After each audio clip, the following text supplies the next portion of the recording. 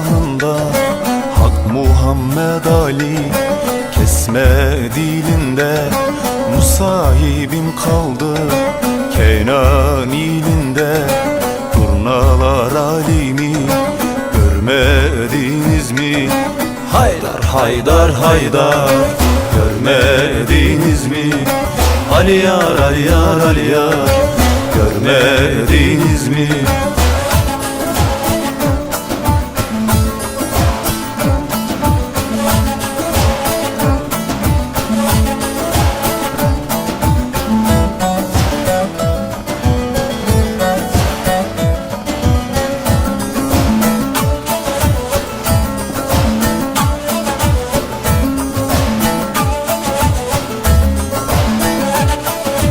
Gitme durnam gitme, dağlar dumandır. Bizim güttüğümüz ikrar imandır. Eşimden ayrıldım, halim yamandır. Durnalar alimi görmediniz mi? Haydar haydar haydar görmediniz mi? Ali yar Ali yar Ali yar görmediniz mi?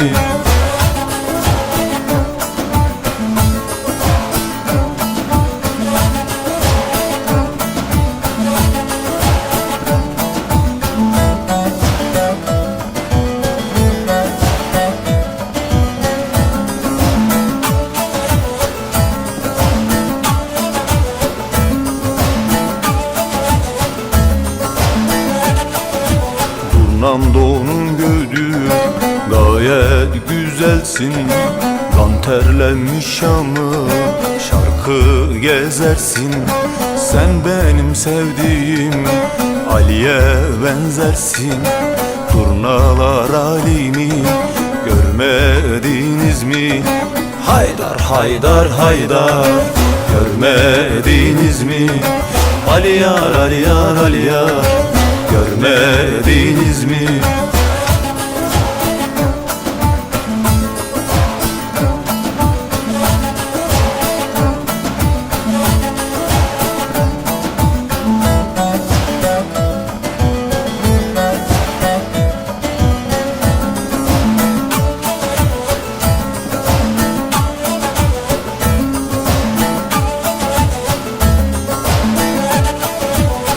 Hatayım kurban, sen binlerce yaşa.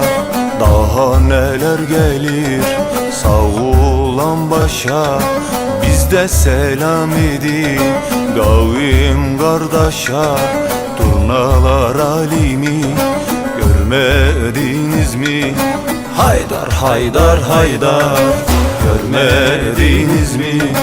Ali yar Ali yar Ali yar görmediniz mi?